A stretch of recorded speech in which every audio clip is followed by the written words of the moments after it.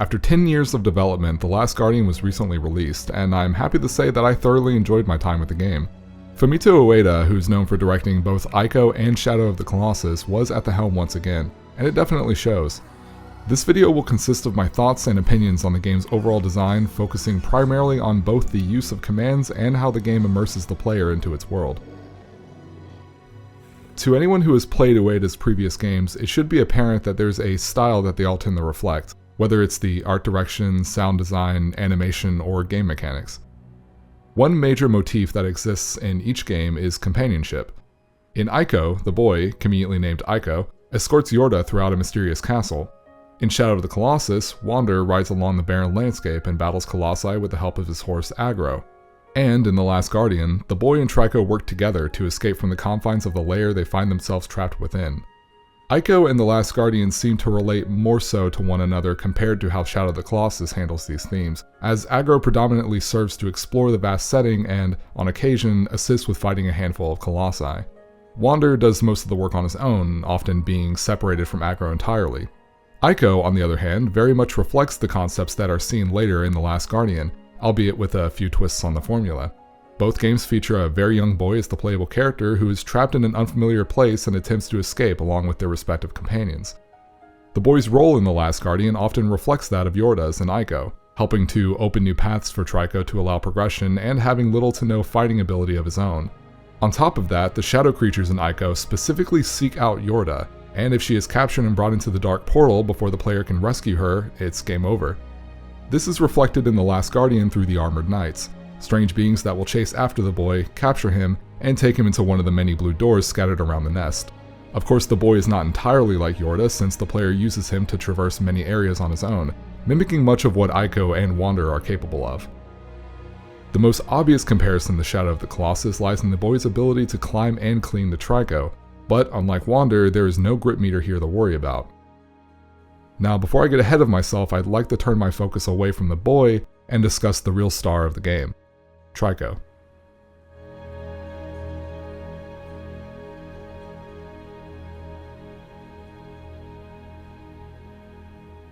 One of the biggest topics since The Last Guardian's release has been about Trico's unresponsiveness when being given commands.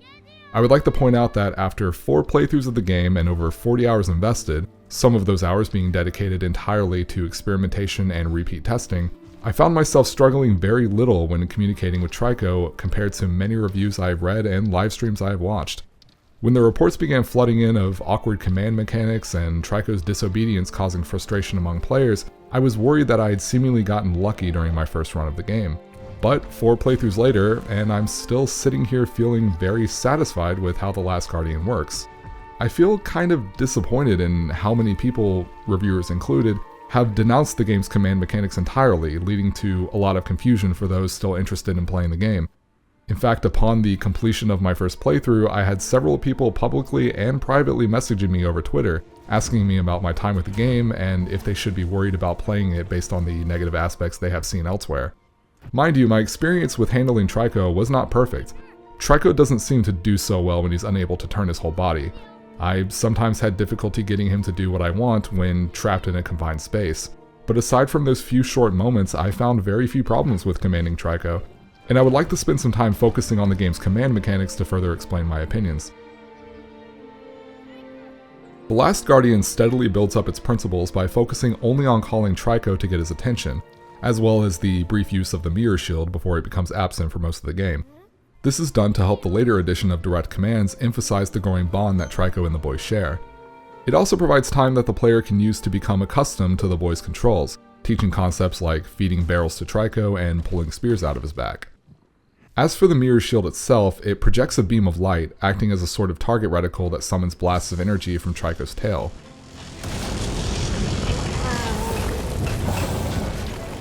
Atune Kamikak also boy, own Trico, awiz, in Isitsdak Italatu, Ataduia, Yevedomo, own Trico, Yewa.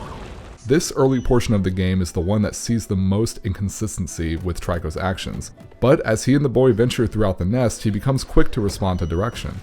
The limitation of commands for the first couple of hours is very important to note, as the level design centers around only being able to call Trico to your position. For example, in the first room, after freeing Trico from his chains, the player is prompted with a notice that R1 is used to call. Since Trico is free, the player can lead him along a nearby path to a new room. The barrel on the ledge grabs Trico's attention, making him turn to face it without needing to be directed, and from there the boy can use Trico's body to reach the ledge. Another example is this room, where Trico, due to his size, is unable to follow the boy in. The player is meant to run up a set of stairs to reach the opening above. Calling Trico will not only get him to come out of the room he followed the player into, but also have him jump up to the ledge. No specific command for jumping is needed, only the call command. There are plenty more examples that I could give here, mostly repeating similar situations like the ones I just mentioned.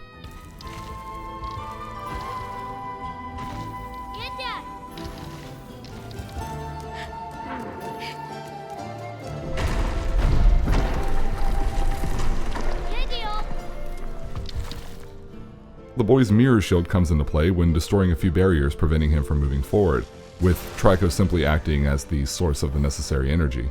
Shortly before new commands are learned, the shield is taken away entirely. Now the player is made even more defenseless. This is emphasized by the encounter with the armored knights immediately after losing the shield, in which the boy relies entirely on Trico to survive. After a few new areas and a couple of fights, Trico and the player become trapped together in a room with pillars and boxes littered around. This room acts as a sort of training area for commands, which are introduced as the narrator talks of the growing bond he and Trico felt at this point. 5 new commands are made usable by the player, but are not named nor explained, giving the opportunity to experiment to learn how everything works. One of the first things that I enjoy doing in any game that presents me with a unique gameplay concept is experiment, whether that concept be movement-based, combat-based, or in this case, command-based. While you can perform these commands from the beginning of the game, Trico will not listen until they are officially introduced here. Each command is done by holding R1 and pressing a specific button. Moving the analog stick will make the boy run in place and point, causing Trico to move in that direction. The 4 face buttons will make Trico perform certain actions. He can be told to both perform a swipe attack and jump, the latter of which changes based on positioning. The last 2 commands are for praising, making Trico stand up, and scolding, making him sit down. When looking around the room, the player will come across a few objects to test these new commands on. A nearby box is filled with barrels, which can be broken by giving the attack command using R1 and square. R1 and triangle will have Trico jump to the pillar in the middle of the room, and if he is not facing it, pointing in its direction will get him moving towards it. By this point, the player has all the necessary tools that they need to progress.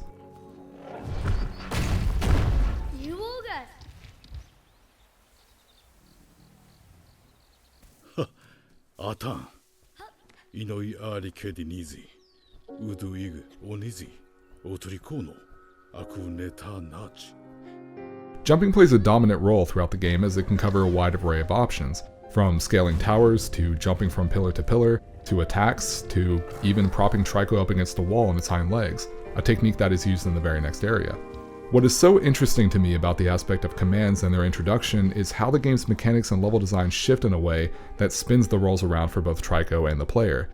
The loss of the mirror shield hinted at what was to come, it being the game's way to get the player thinking that this may not be just another Ico, where the protagonist leads the companion at all times. The introduction of the new commands puts Trico more in the spotlight, as his ability to scale the structures around him becomes the primary means of traversing the nest, while the boy is stuck clinging to his back. Compared to Ico, where Ico and Yorda's roles are made consistent throughout, The Last Guardian flips this around, putting the boy in more of a supportive role than how he started out, much how I discussed in the beginning of this video. It's not entirely supportive, of course. The boy must open doors for Trico, dispose of the giant eyes that prevent him from progressing, and even knock a few armored knights around. But when you're clinging to this massive beast's back as he destroys waves of knights and scales enormous structures, you can't help but feel inconsequential.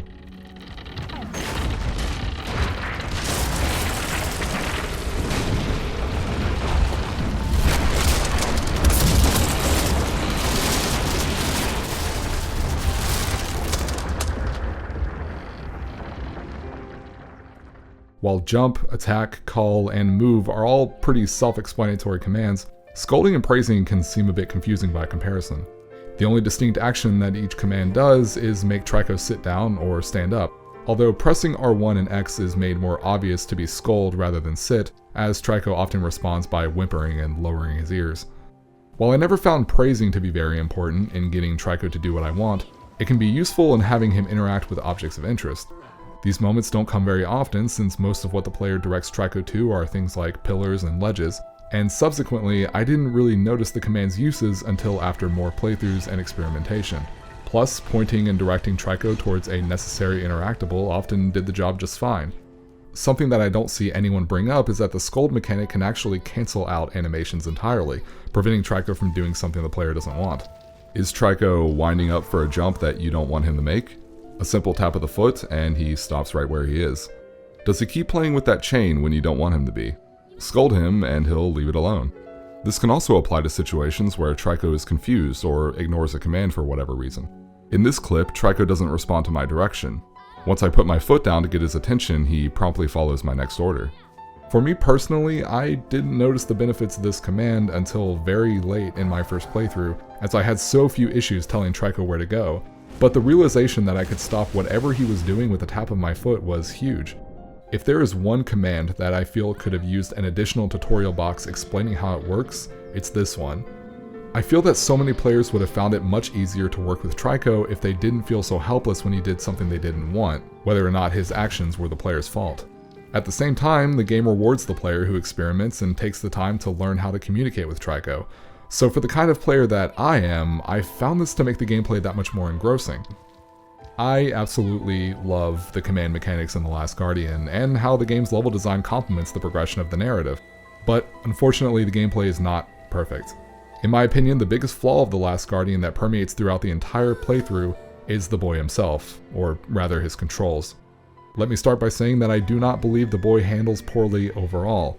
Jumping feels fine and has a good sense of weight that I expect from a Ueda game. Crouching works fine, rolling works fine, climbing, charging, calling, it all works fine. But there are two aspects that I feel were completely mishandled: character movement and camera movement. Both naturally operate using the analog sticks, and when the boy and the camera are in motion, things can feel pretty alright. But why on earth should there be such a massive delay between moving the analog stick and seeing the action happen on screen? Ico and Shadow of the Colossus show movement from both the camera and the controlled character instantaneously.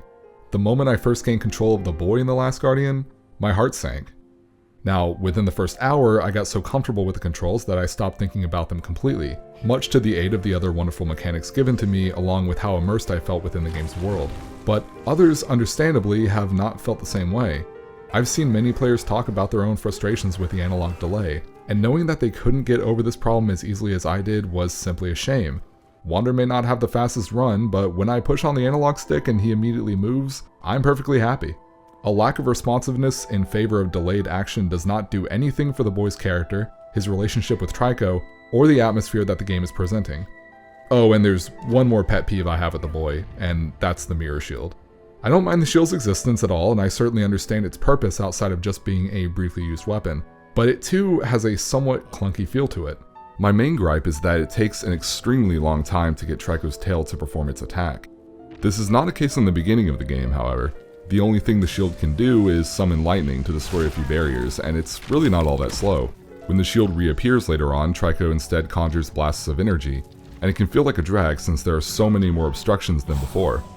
I don't fault this as an issue with Trico, because regardless of what he is doing, the tail will act independently from him. It's not a deal breaker by any means, but I cannot say I enjoyed using it all that much.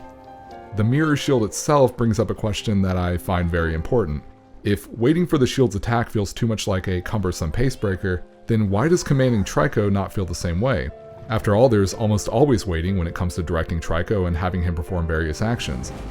What is it about Trico that keeps me as a player from feeling bored? Well, I believe the answer lies in two words: emotional investment. The emotional investment one might have in a story, character, setting, etc. depends heavily on the medium in which those elements are presented, along with the person's own subjectivity.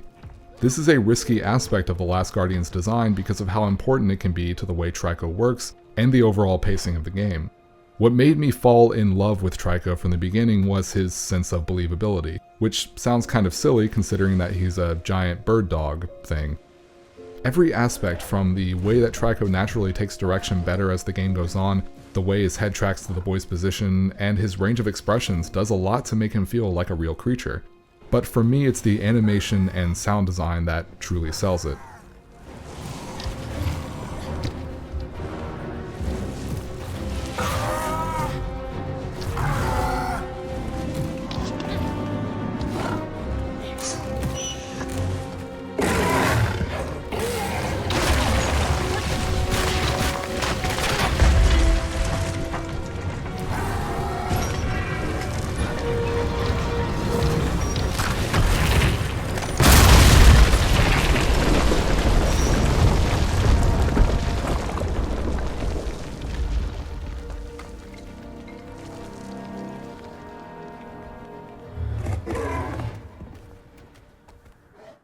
Trico is gorgeously animated for a creature of this scale, from his dynamic movements as he navigates his environment, to the way his feathers sway in the breeze. His resemblance to a cat works especially well when he moves side to side before a jump, or when his ears perk up and his body shifts after noticing something important. It feels relatable to a real animal and immerses me further, despite Trico's unique design being far from familiar. All of these elements create a truly believable creature that I love to interact with, and I couldn't help but feel genuine emotion towards it throughout my playthroughs. Of course, I know this is just a fake animal in a video game, but the feelings that were brought out in me made me care about the well-being of Trico regardless. I felt emotionally invested. Situations like this will always see a large divide in people. One common example is how someone might feel an emotional connection to a character in an animated film. If that character is in peril, the person will likely worry about them. Another person may feel nothing because they know there's no real danger. After all, the character is animated, so any sense of realism or believability is lost. Personally, I'm in the former category, but I can certainly sympathize with those who are unable to feel any real emotion towards a character like Trico.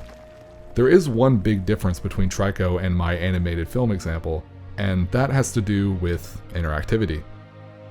I'd like to take a moment and make a comparison here to another game that I had recently put a massive amount of time into, one that, by the end of its story, left me very bitter and let down by its attempts to engage me in a potentially wonderful tale, Final Fantasy XV. I'm not going to go on a rant about the game's story, as fun as that would be, but instead I want to point out a particular scene that took place after the game was complete and the credits rolled. Don't worry, you are not watching the scene in question, no spoilers here. The scene has Noctis and his friends gathered around a campfire, much like they did regularly during the first half of the game, as they express their feelings about the upcoming final challenge that awaits them. It's simple, beautifully acted, and well written, one of the handful of cutscenes in the game that I found to be genuinely enjoyable. And yet, I could only enjoy it for what it was, a well-acted, well-written scene. I felt no connection to any of the four main characters by this point, no sympathy for Noctis' struggle, and felt nothing for the emotions that were put on display simply because I had lost all of my emotional investment by this point. I wanted to care, but I simply could not. The reason I highlight this is not only because I find it to be a convenient and relevant comparison, but because my emotional connection to Trico is something that plays a monumental role in preventing the same kind of frustration and disconnect from happening. Final Fantasy is known for creating rich, beautiful worlds for their stories to take place in, with the hope that the player can become immersed within them. But if there are no interesting characters, or if the writing feels poor, or if the story is badly paced, then all that pressure of having a good gaming experience is put on the gameplay. Final Fantasy XV's gameplay did not click with me, so the game as a whole fell apart. In comparison, I can still have a great time playing, say, Final Fantasy X for its gameplay, but I'm still constantly being put off by its own ridiculous story. I still end up feeling unattached to anything that's happening in the narrative, and when the game wants me to care and wants me to take its story seriously, this is a big problem. What I love about The Last Guardian is how my own emotional connection to Trico was made through the gameplay rather than just cutscenes and dialogue. Mind you, I'm not saying that relying on cutscenes to tell a story is a bad thing. A game that is divided between interesting, well-written cutscenes and solid gameplay is always welcome, of course. But for me, The Last Guardian is a beautiful example of what video games can do that other media cannot. Create a natural connection between a player and a character through its gameplay alone. There are some cutscenes in the game, although most only serve to add backstory, explaining how the boy ended up trapped with Trico in the first place.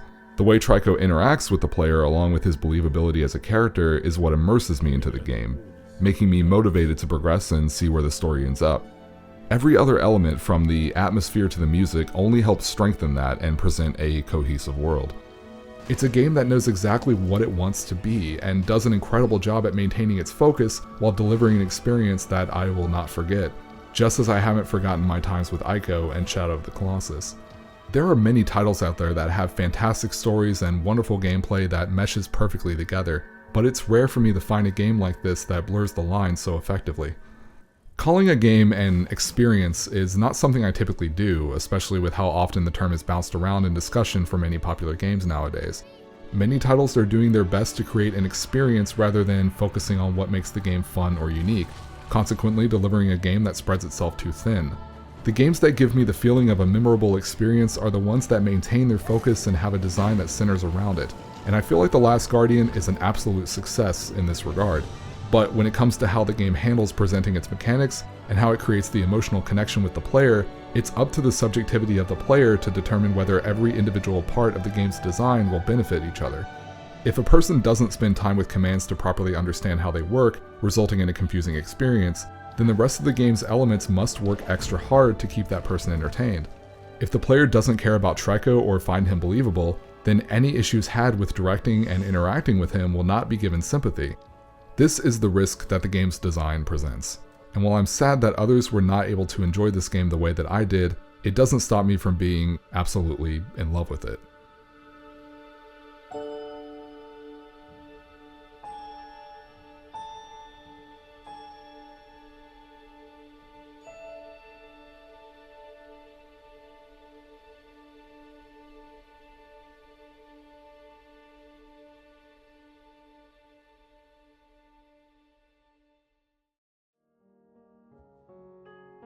In the media kits that were sent out to the press, a letter was included, written by Fumito Ueda himself, and I would like to read it for all of you.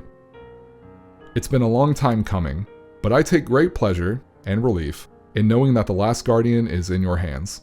When we first began to work on The Last Guardian, I intended it to take from and build on our experience working on Ico and Shadow of the Colossus, making it something akin to a greatest hits album. Unfortunately, as you know, we ran into a few twists and turns along the way, and the title took longer than anyone expected.